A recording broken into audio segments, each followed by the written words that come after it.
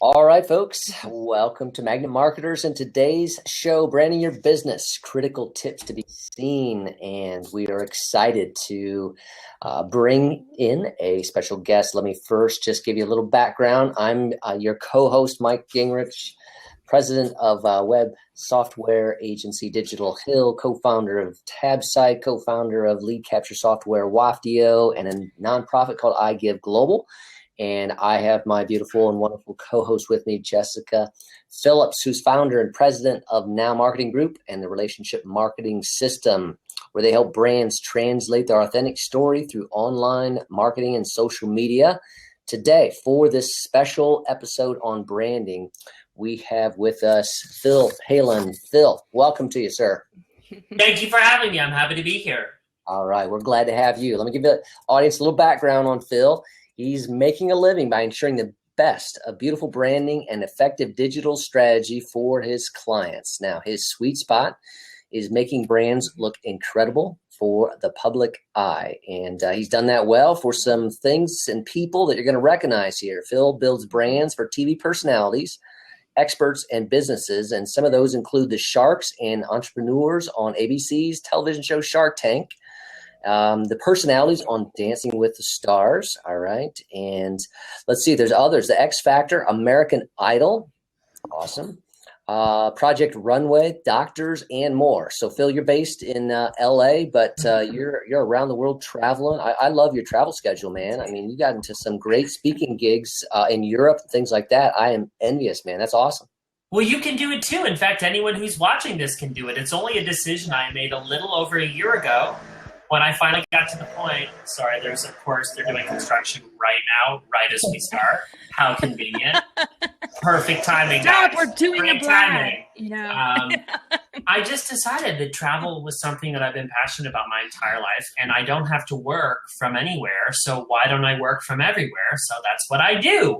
I find, but you mentioned conferences gives you a great excuse and tax write-off to go and meet a lot of new people, but travel for work, but also enjoy yourself along the way. I think that regardless of what you do as an entrepreneur, as an individual working for a company, there's so much we can learn from other people and other cultures that it's a shame that right now, while travel is so cheap, that we don't take advantage of it.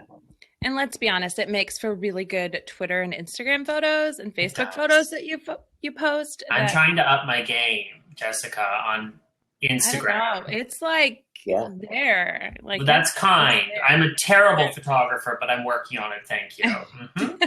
There it is. And besides being a up and coming photographer, there, you also an author. Let's see. Twitter #2 best-selling book, and let's see. Shut Up and Tweet. Mm-hmm. I have it over here somewhere. So Stand by. Oh, look at this. How convenient. Boom! Hiding under my bed over here. I wrote this book in 2014 because people kept asking me, Phil, what's the most important social media platform to be active on for my brand? And I still believe to this day that Twitter gives you the best access to a targeted audience without spending money. So that's kind of the premise of the book and what I talk about from a standpoint of building your personal brand, regardless of whatever skill and level you're at. Anyone can do it. Excellent. Yeah. Excellent. You've had some success with that without getting too far into the social media space of how you've branded, but you're 46,000 something Twitter followers, which is just huge. I mean, you're someone and you put value into your tweets. I love going back. Oh, thank you. That's really nice. I work really hard on them. And so I really appreciate that. That's always nice. That, by the way, is a good tip for everyone. If you like someone's tweets or social media content, tell them you like it because they probably work really hard on it. It's nice to hear it. But what's beautiful is we can measure all of these things. So I look closely at what people are retweeting and what people enjoy. You know what's funny? And Jessica knows me a little bit better than Mike does right now. But I am honest, and I'll dish honesty at any given opportunity. Someone just emailed me and said, Phil, I'd love for you to be a guest on my blah, blah, blah webinar, whatever summit thingy, online summit. But please verify that you have X amount of subscribers on your email list. And I'm like, honey, my, none of your business.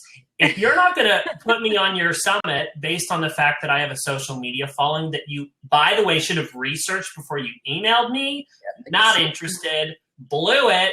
That is a good example of how not to approach someone when you want to interview them, or feature them, or become friends with them. Who knows?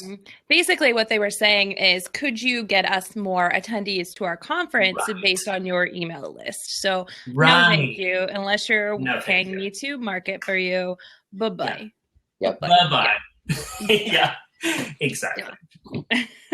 All right, let's dig in here. We got a good crowd that's coming around us here, and I think we got to start at the top. I mean, since you're traveling and you're going to Europe, let's start at the 30,000 foot view, okay? When we talk about branding here, and let's just define that for the audience as we get started. So, Phil, you want to take that and give us a definition, and then we'll drill down from there. Sure. I spend a lot of time at 30,000 feet. So this is a question I can definitely answer. And you know what? I try and give a different answer every time someone asks me, what is branding? Because it's a unique definition depending on how you use it within your business. But I believe that everyone should be using this as a tool within their business to help them achieve their goals. Okay.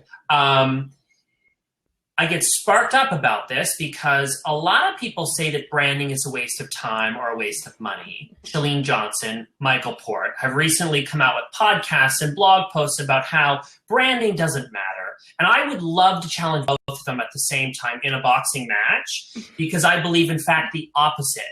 Branding, when used appropriately, is an unbelievably powerful tool to help you grow your business. Branding is business. Specifically what it is, ideally, it's the consistency between your presence online and the in-person experience that you deliver. When I meet you in real life, I met Jessica in real life at a conference a few months ago. By the way, you were one of my faves, just saying. We hung out and we got dinner and we had fun. I got to meet you face to face. I got to understand the nuances of your personality and make eye contact with you and do all of these wonderful things that are more challenging to do when we have a medium in between you and me, a computer, a phone, Skype, etc. So branding, in my opinion, is when we recreate the in-person experience as closely as possible online. And that's what drives me to do the work that I do with fancy people on TV, but also everyday people with a really good idea wanting to create something and go do something with it. So when we do it right, I've used branding to double my business every single year. I don't talk about that very much, but now that these Chalenes and Michael Ports are like getting in my ear with their anti-branding wording, I'm coming out a little bit stronger and a bit more aggressive because it's a shame if people don't use branding as a way to get to their next business goal. I love that description about replicating your in-person feeling. That is a great way of summarizing it, because it's so hard to explain, but you just articulated that perfectly. You should use your brand to build those relationships, and people should have that feeling about you. And that's why all sales and business decisions are made on is, if they're selling the same exact product side by side and A and B look exactly the same, the only thing they're going to go off on is a relationship. And, it's whoever's, articulated or presented themselves to have a better relationship with that person that's going to be the deciding factor. So I am with you. The branding is huge. It has to be when it comes down to doing business. And if somebody's going to stay with that person in that business. So I completely agree. Awesome. So, when it comes to branding, then, what do you think are some of the mistakes that, just for our audience, most of them are small, medium-sized business owners that are in the room here. What are some of the mistakes that you see businesses making then when they maybe are getting started with branding or their understanding with branding? Yeah, that's a good question. everything falls under three steps as part of the branding process. I believe first, you need to position your brand with something you love to do, paired with something others need. If this is just about you, then we call that a hobby. Okay, just because it's something you love doesn't mean we can't turn it into a business. We might be able to, but we also might not be able to. If you're serious, I often say, okay, if you win the lottery today and you've never had to work again, but you wanted to work, what would you do to stay busy? That is your brand. Hopefully, that's the first half, something you love. I love my job. I have the best job in the world, I always say, because I believe that. But something you love with something others need. I specialize in personal branding because I love it and because people need me. I don't spend a lot of time chasing big corporate clients because I don't like the politics of it. And frankly, it bores me. I love people and personalities. And I love working directly. I have clients who are celebrities and I work directly with them. And I love people. And so that's how I've taken my passion and a need that people are willing to spend money on and paired it together as a brand. And that's what I help others do. Once we position the brand, then we have to show something for it, which is building a presence. Like you build a house, you position it where the house is going to go, and you know that you're going to be able to get money for this when you're sick of it. You sell it, boom, put it in this plot of land, build it up, and the better the build, the more money you take when you go to promote it or when you take it to market. So your photography, your website, your brand identity, your social profiles, those are all the elements specifically that would fall under the build of your brand as I would define it. And to answer your question in this little explanation, Jessica, the thing that people do, small businesses, the biggest mistake I see is a lack of focus on visuals, quality of visuals. I was hoping you would go into that. Yeah. Oh, honey, I'm going into that. Because that resonated so much with me during your presentation at Social Media Success Summit. And that was it. Continue on with that, because that I think is something that a lot of brands go into. They're just get this pretty little photo on, deposit photos or Shutterstock. And this is their brand, but 5 other brands are using it. So yes. That we're seeing that all the time. We're seeing all that, so for a little period there, we had a few of those great websites where you could get royalty-free images that were really trendy and cool. And now you see them literally everywhere. So those are, it's like hipster. It's like when everyone starts doing it, it's not cool anymore. So we've exhausted those. Unsplash is exactly what I'm talking about. I know. I was like, don't tell anybody else about it. I heard people mentioning it. I'm like, no, it's our secret. Don't tell anybody. And then when it's no longer a secret, it's no longer cool. Really, you've got to, some of the most important people in your business are your accountant, maybe your lawyer. For me, accountant and photographer are my most important people. And my banker, those are the most important people in my business. My photographer is key. And I have a network of photographers around the world that I use because I can't do anything without them. And I also won't take on a client that comes to me and says, Phil, I need you to help me promote my brand. It's always about promoting. And I'm like, we got to back up here because what we're promoting needs some help. And I say it nicely. I say, we need to renovate the house. And they're like, yeah. So it's usually visuals, and it's usually the look and feel, the aesthetics of the brand that we're creating. I decided one day that I wanted to be a brand strategist. In fact, I was calling myself something really weird for the first 2 years of my business because I didn't really know exactly what I was doing. Couldn't articulate it this clearly. I called myself a social media designer because it was like branding meets social media, but it didn't even make sense. My first year of business, my Christmas gift to myself was hiring a small boutique branding agency in Texas that I followed and loved. And they, more so than any kind of logo or visuals that I've since changed, that I got from them, it was a conversation we had on the phone where we were working things out where they said, Phil, you're a brand strategist. You're not, a social media expert or a designer. No, you're a brand strategist. And I went, it was like a light bulb moment. I went, oh my God, that's what I am. And that's what I need to be. So I need to build a brand that gets me to where I want to be. Now, people believe it. I'm a brand strategist. Isn't that crazy? People believe it. I go on TV as a celebrity brand expert talking about Kylie Jenner's lip injections on Access Hollywood, or Justin Bieber, or Oprah. I've done in the last few months. Guys, you can just build this. Build it, make them believe it, and it'll help you get to that next level. Yeah. And that's so cool when your passion meets your talent, though, as well, like what you're putting out there, and you're helping them. But I love what you said too. You can't promote it until you've renovated or cleaned it up a little bit. So many people the promotion. That's what I thought was key as well, is that people too often come to you and they want that third, they want the last thing, and you're saying, whoa, we got to back up here, and that's where I think a lot of people that's the common thing. Promote my brand, but you're saying, hey, it's not good. Your elements, your building blocks are not good. Right. They want to go to third base. They want to go to third base with me. And I say, no, we got to go back to second and redo some work. And then we can take it and promote it. Because why would you spend money? And it will cost money. Why would you spend money on promoting your brand, driving traffic to whatever it is, when it looks like crap? Right. And it needs to look good. That used to be a luxury online. There are brands that have made it with really ugly branding, and that's great. But I'm sorry, those days have passed.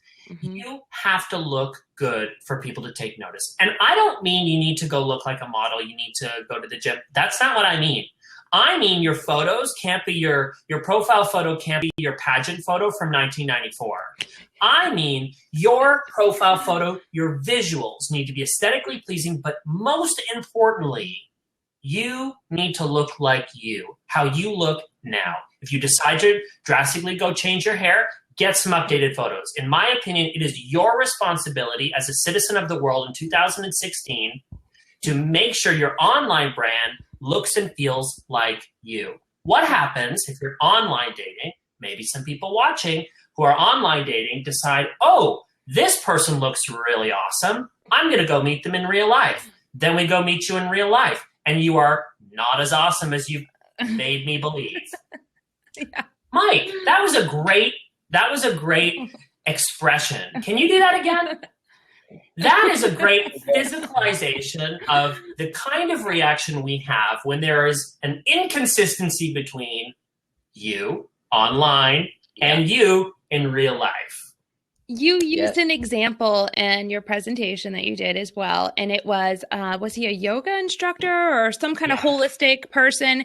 And you were using that same example, and I loved it. And maybe you can tell the story better, but about just talking, not just about like the updated look, but also the positioning and the pose and what you're doing that makes people see it as how you would live in real life. So maybe share that example if you could.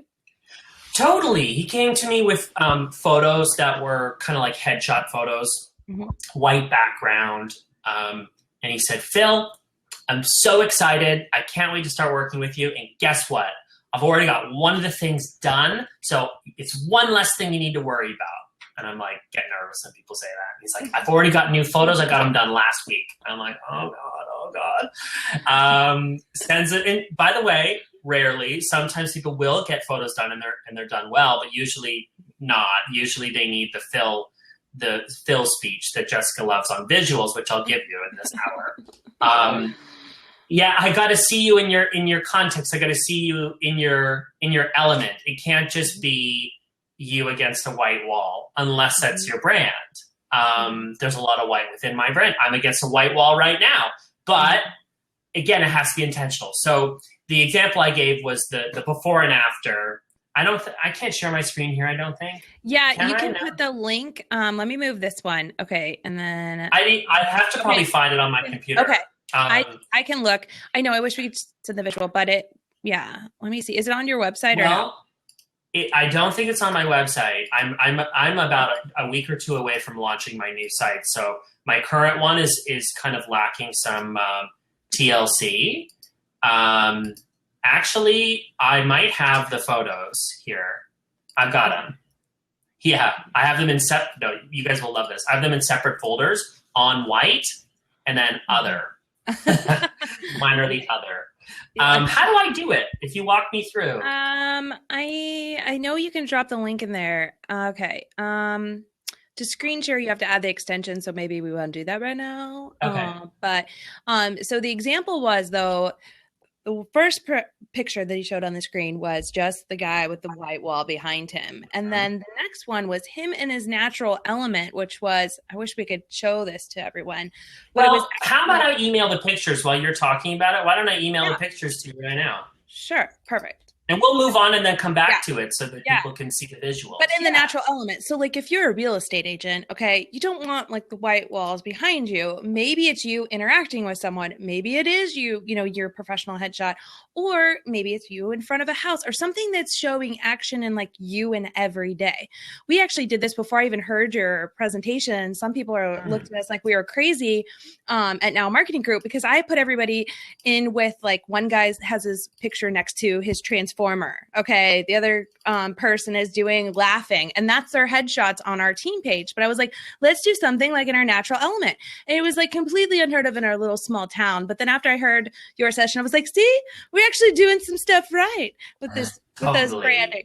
But, if you're a doctor, maybe it would make sense in front of a white wall. But if you're, a yoga instructor, show you actually doing yoga.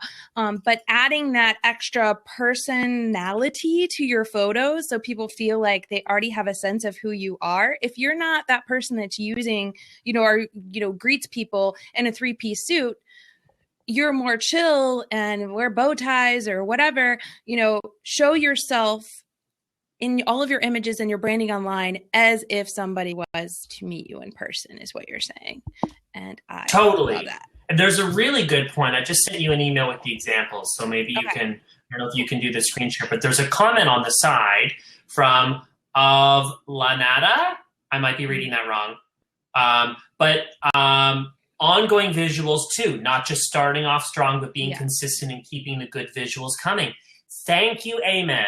This is a big issue. People think, okay, I've got all these photos from a photo shoot and I'm feeling good about them to launch my site.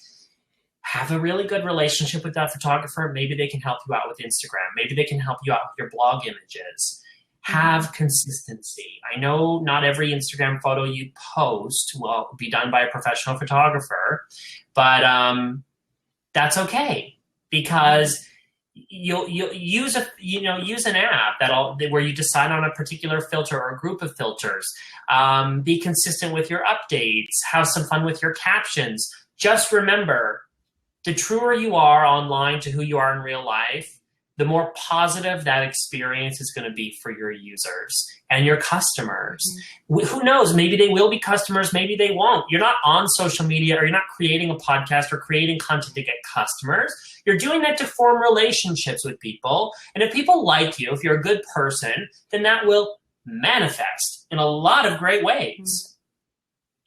That's the final piece of this, which is taking it from build to promote, which people try to jump to a little too quickly, usually. Exactly. Same thing like what you were mentioning with the visuals. I mean, even in video, like the people that have like the same color schemes, like if you'll notice, actually, I'll use you as an example, Mike, you're always wearing purple. Okay. Like you're always, wearing purple. And I think your website follows that, your images that you're sharing online. Okay. Cool. Water bottles that Mike has is purple. So you follow this theme throughout. So when you see another color or something like that, you're sharing on social media, people are going to resonate all of your branding together. So keeping it consistent throughout, I think, is super important. Same thing with fonts, everything that you're doing. But I love the personality piece to that. Very, very, very cool. Phil, you're talking about your website, and you talked about a little bit of what you wanted to do to take it to the next level at this time. What are, maybe dive into that a little bit. So what were keys this time around for you in terms of your branding on this new website that's getting ready to be launched? Oh, I love that question, because it's what my mind has been whirling about the last few weeks. I have taken my sweet ass time with my new website, and I look at my current one and go, oh, but I know for people looking at it with their first, from first impression, a lot of people say, oh, that's a really nice site. It's easy to navigate. My business has changed since doing work and working with an amazing team that I've learned from. I've really solidified my branding process so much to the point where it used to be a strong recommendation. No, it used to be a recommendation, build your brand in this way. Then it was a strongly recommended. Now it's a must. So I get emails from people, Phil, I'm looking for a Squarespace specialist. I need help to update my website. I'm not the guy for that. Yeah. I charge way too much for you to be worried to have me update your blog post. Go hire a graphic designer or someone who will take orders. I am not a restaurant. I will not take orders. I will work collaboratively with you to build a brand at all different levels, whether you're fancy on a network show or you're an everyday person just getting started. Doesn't matter to me.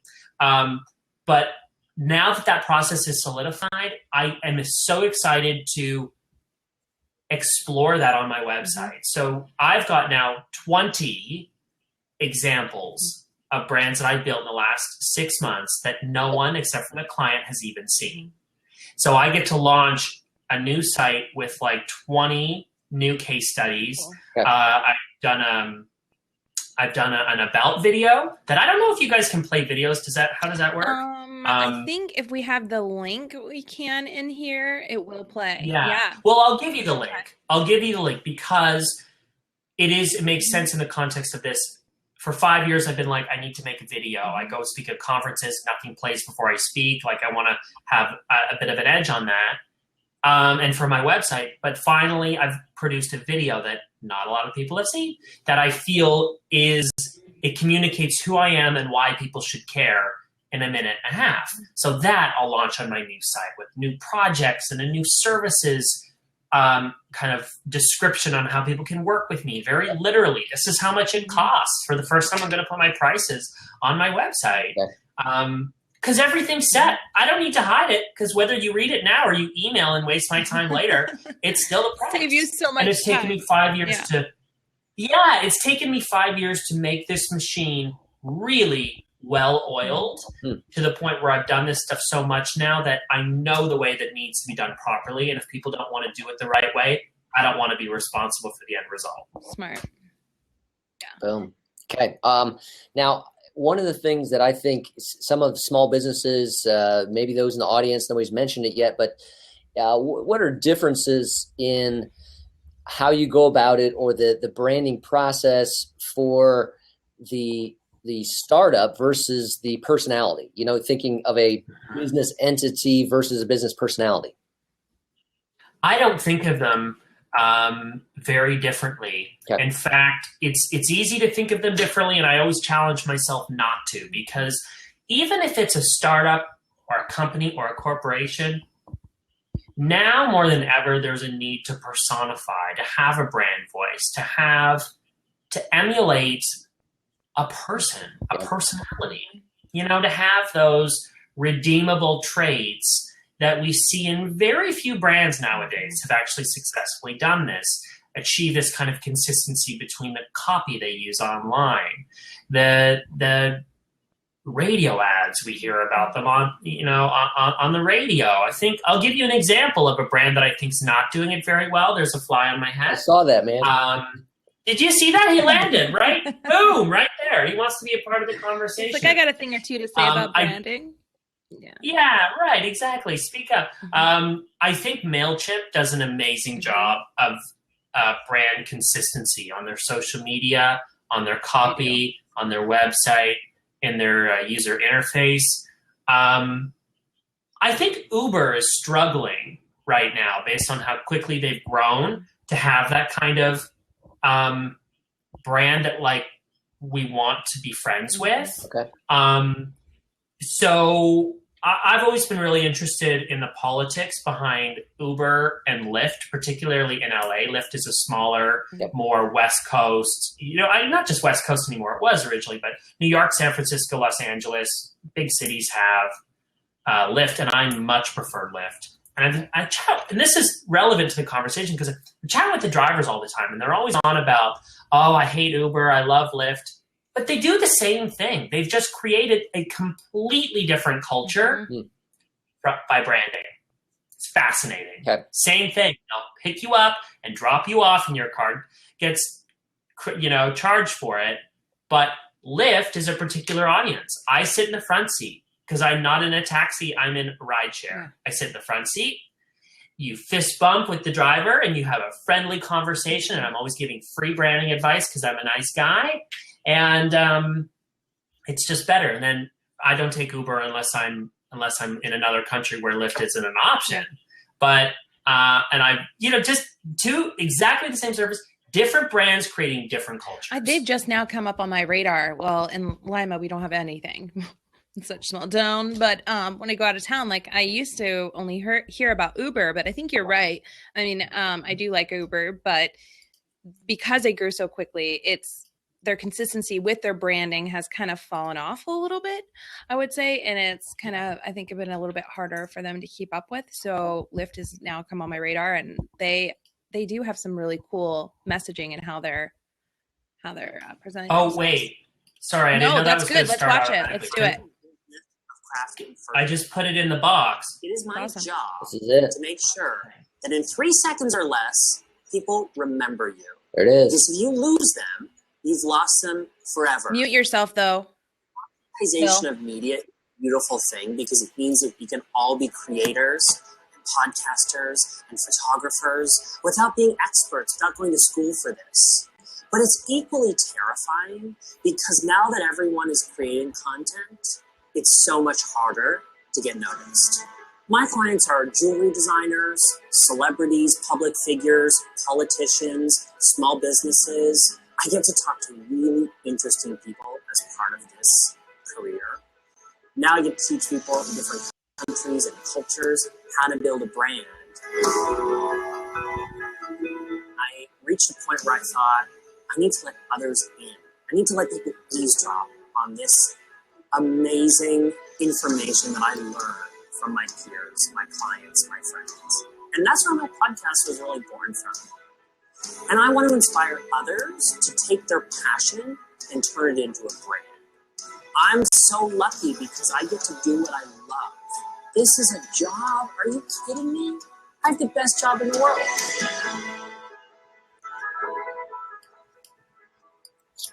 It's great. That's so cool. Did everyone see that? Yes. I don't know. I don't even know how this works, but that's cool if everyone saw it. Yeah. Everybody can see it and watch it on here. Very, very cool. Yeah. So it's taken me 5 years to do that, though. It's taken me 5 years to do that because I'm a perfectionist. And if I'm going to tell other people what to do, then when I go to do my own stuff, it has to look right. It has to be short and snappy and to the point. But I had examples in there in the first edit of the video with me speaking and all this other stuff. And I was like, no, people don't care about that. They'll watch another video for that. They care about my perspective. Online, your perspective or your opinion is your personality. Your perspective defines your unique take. And I think that every startup or every individual brand is made up of two elements. The fly is still here. That is not one of the elements. Two elements, content and personality. It's like a sliding scale between these two elements. See the scale? It's right here. It's right here. This is the scale. So content, personality. People fall somewhere on this scale. And so it's good to be self-aware of where you are. People are not one or the other. You're a mix of both.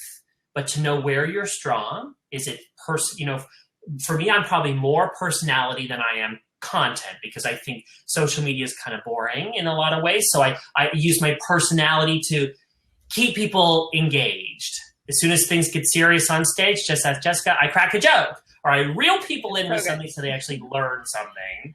But then, Anderson Cooper There's chatter about him taking over the morning show spot, and I hope it doesn't happen. You want to know why I hope it doesn't happen? Because he's already had his morning show that got canceled because no one wanted to watch it, because Anderson Cooper's good at reading the news and reading a teleprompter and interviewing and not giving us his personality, other than once a year when he has a laughing fit and it goes viral online. We don't care about Anderson Cooper's personality. He shouldn't be a morning show host. In my opinion, it will not go well because he is boring. But I love what you're saying too with your online presence though, because so remind me to think of the stat. 60% of the sales cycle is over, which HubSpot has this as a stat on their website, which means that what people are doing before they talk to a sales rep is they're looking for you online. Your online presence is speaking on your behalf. So totally. If you have this about me or intro video, this is going to be part of the research that people are doing when they're trying to discover who is this brand and what makes them different from the other option that I have to solve my problem. What your goal is to make your online presence and your branding speak as much for you without you having to. So during that time, having those videos, having those visuals, having your content, which is part of your branding, the tone of voice you use, the personality that you're putting into it, everything is all a part of this. And that's why it's so crucial to separate you from all the other noise that is out there, because there's so much. That's said really well. I think branding is great for control freaks because you have control over the first impression that you give others. So that's how you have to think of it, is the less branding you have, the more control you give up in terms of influencing the way people understand you in 3 seconds or less. Every time I talk, the flag comes. Have you noticed that? Yeah. Every single time. I think it's a demon fly. Anderson Cooper's coming after you in the form of a fly. Yeah, I think so. No, great. This is great. Yeah. And so basically, how should we're all scared right now. We're like, oh my word, do I need to go look at my website and it's not there? I mean, what are some first steps that a small business, a brand personality, what do they need to do next? Yeah. You should see how people react when they go to give me their business card at conferences.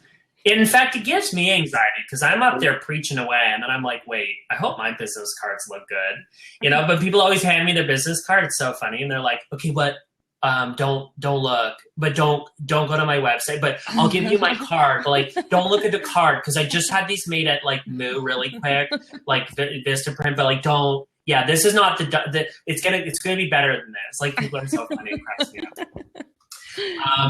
Don't freak out about it, because if you freak out about it, you'll get nothing done. Let's turn this freak out anxiety into productive enthusiasm and excitement and eagerness to make some changes that are going to help you grow your business. It won't happen overnight. In fact, the longer you take and the more time and effort you put into it, the better the end result will be. For example, this is the first website that I've made in many, many years that I haven't rushed, because the one I have now is fine. It's adequate. I'm working on it, but it will be the first time that I'm truly communicating exactly who I am and why people should care. You might not arrive at that kind of clarity right away, but know that once you've finished your sites, you should already be thinking about the next one. What's the next one? What's the next evolution of this? And I say website because I believe your website is the business exercise for us to figure out how we communicate you to the world. So a website, yes, it's there to inform others, but I think more importantly, it's an exercise for yourself in creating one or working with a team to build one, because it forces you to figure out how you're going to use words and visuals to communicate who you are and why anyone should care. And that exercise is really important. And once it's finished, once you go live with your new site, you should already start brainstorming on what's next. What's next? Because I don't know about you, but I don't stay the same. I evolve as a human being, and so do you. And that evolution is key to our growth. And all I butt in the conversation and say is make sure that as that evolution happens, you take the responsibility to make sure your online brand is communicating who you are now and where you're going with all of this so that it helps you get there. So I think, that gets people going, and not to freak out. You don't have to do it overnight. Keep your website simple. The fewer number of pages you have, the more likely people going to your website will actually see everything. My new site is only going to have 2 pages, possibly 3. That's it. Okay. Because if I can't communicate it in that span of time, then we've got issues. That's all people need to see. And I'll send them elsewhere to consume me in lots of different ways. Snapchat, by the way, is my new favorite, and you should totally add me on Snapchat. Twitter, that's another thing that I'll mention too, Mike. We haven't talked as much about promoting your brand, but once we built it, give each platform that you're active on a purpose. Don't be so focused on being on 10 different social media platforms, because if you're active on 10 platforms and you're an individual or a small brand, good luck maintaining that. Rather than being mediocre on 10, I'd rather you be a rock star on 3 or a small handful. Be really good at those ones, and the others will come, and you'll focus on the others when the time is right. But give each platform purpose so that it gives you motivation. Oh my God, I almost went in my nose. I've never had anything like this happen to me. This is like what you watch videos on YouTube. Oh my God. No! I almost killed it. Did you see that? It came up by the screen. I saw it. It was like, haha. Yeah. As if I kill this fly, I'll be so proud of myself. I'll feel guilty too. I'll feel bad about killing something. Anyways, give your platforms purpose so that it gives you motivation to update it, and it gives your audience something to look forward to and some clarity on what they're going to get from you. Your favorite TV shows aren't on at random times every week. People like schedules and consistency. They like to know what's coming. They like to know what they're going to get. If you define what we're getting from that platform from you, you're more likely to grow an audience. Exactly. And people are going to be more likely to follow you too because they feel connected to you. It's not just other noise out there. Yeah. Yeah. Good stuff. Now, I think one of the things that Jessica and I talked about on previous shows is that, today, right now, this year, the advent of, live video is so huge, and the opportunities. We're doing this on Blab, and, you think about the growth of Periscope. Now there's Facebook Live, and it seems like that is a tremendous new or just a continuing opportunity for the branding, and that's really at the forefront right now, because that's they might not be able to get to you in person, but you can't get the next best step is you live, right? Some brands, Exactly. some people should do that, definitely. But I know even, some of our clients that it could be good as far as driving traffic in, but some brands, if you're not as comfortable in front of the camera, get comfortable before you go in front of the camera, because you don't want it to backfire. Like, honestly, I had to start doing this in order to really start getting comfortable in front of the camera to where I would then feel comfortable going live. But practice first, because it's terrifying. Easy. Yeah, it could be for some brands. It's terrifying. I think it's scarier than going on national TV. Because when you go on national TV, there's usually other distractions and things that you're thinking about where you're not actually really computing how many people are going to see you.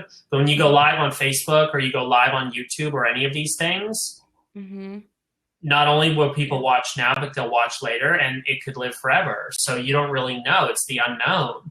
You just can't think about it. And you practice to get better. I love being on video. Shocker. I love to talk, but I hate to write. I hate writing blog posts. That's why there's like one a month on my site. It's so embarrassing. I'm working on it, Mike. I'm working on it, okay?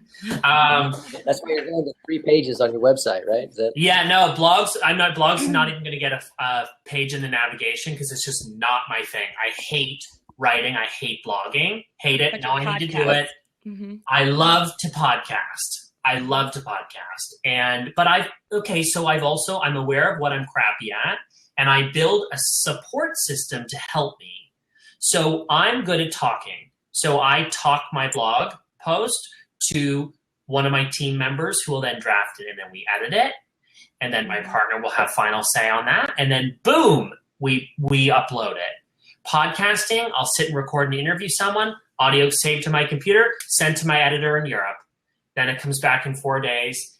And then I'm also recording video and I haven't launched those yet. So I've done 20 podcasts and I have video for all the interviews, and I'll launch those as a playlist on YouTube. That's all coming. So again, don't let all these things excite you, but stifle, moving forward. I have to show you this. You guys are going to appreciate this on my detailed list of. What about now? Did it work? There it goes. Yeah.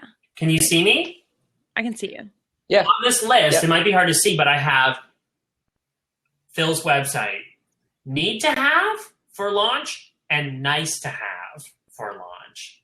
In order for me to not wait one more year to do this, I'm noting what I need to launch and what will be nice to have once it's launched within the first few weeks. And that helps me take action to actually get it done. Let's list it down. Very cool. Excellent. Good stuff. And for everyone watching, if you have not heard or listened to one of Phil's podcasts, I put the link in here. You can also go to his website. I'm going to post it in the message chat pane here.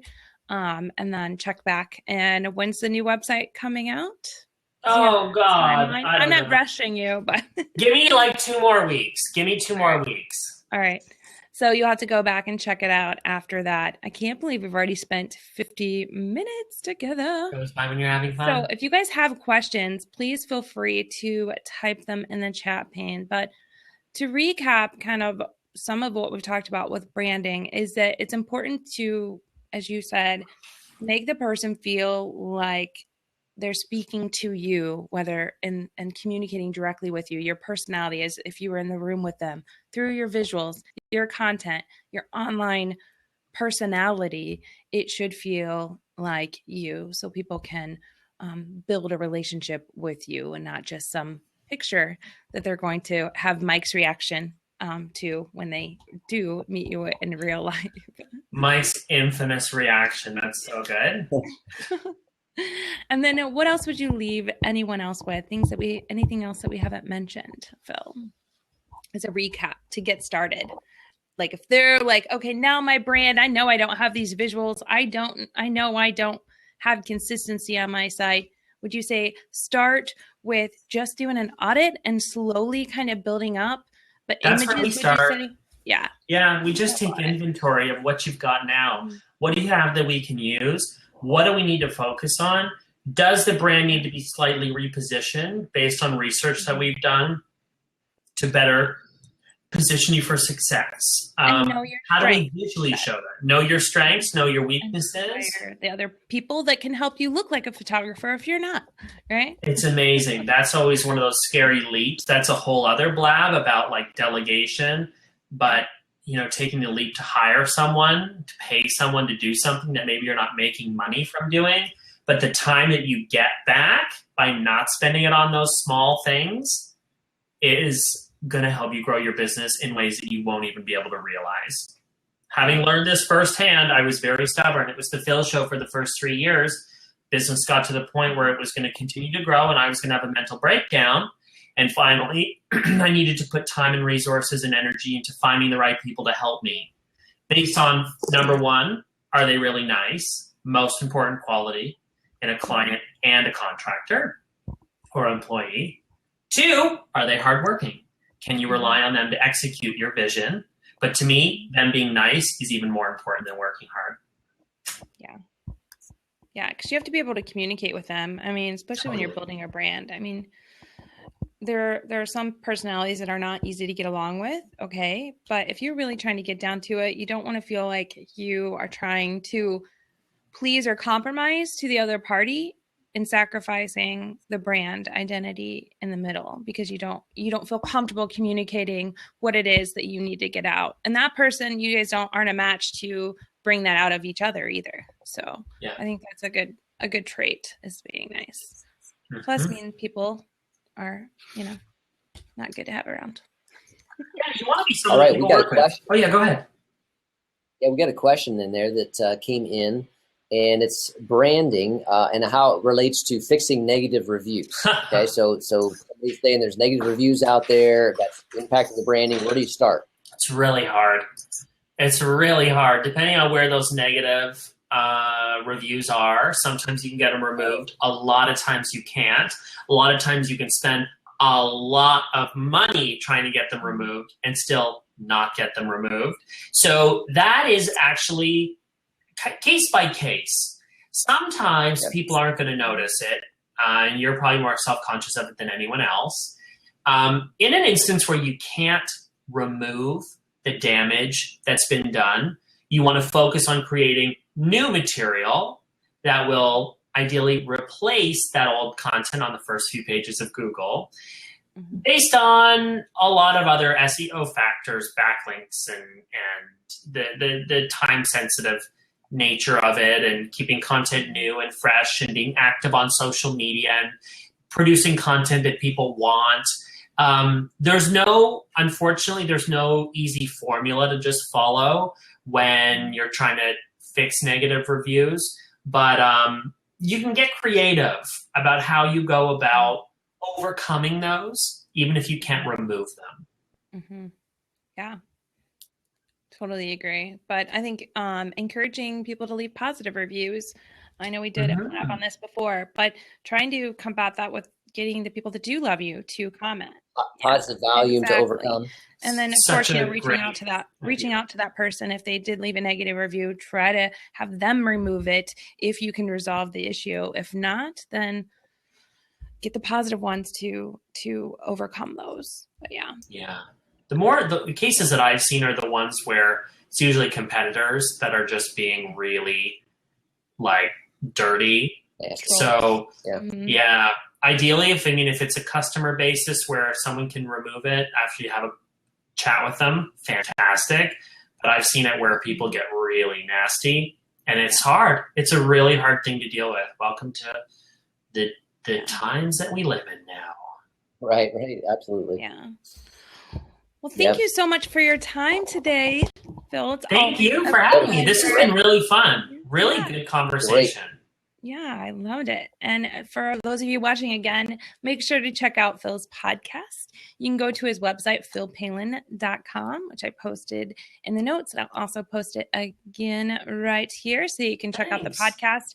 And I have a new podcast, by the way, coming out on Friday, which is all about numbers, the importance of numbers behind your brand. And a few things that I touch on in that we've talked about here. So people should check it out. It'll be live Friday morning. Awesome. All right. Well, cool. Excellent. Thank you again for your time. And next week on Magnet Marketers, we're going to be talking about the importance of podcasting and how you can podcast and get started with podcasting for your business. So what a segue. Yeah. It's kind of like we planned it or something. I don't know. But you can click the link here to subscribe. It's in the notes. And we appreciate all of your times as always. So we hope you guys have a great remainder to your week. And thank you for joining us. Thanks, everyone, and thanks, Phil. Thank you, guys, both of you, for having me. It's been a lot of fun. I appreciate it. Yeah. Good. Have a good day. Bye. See ya.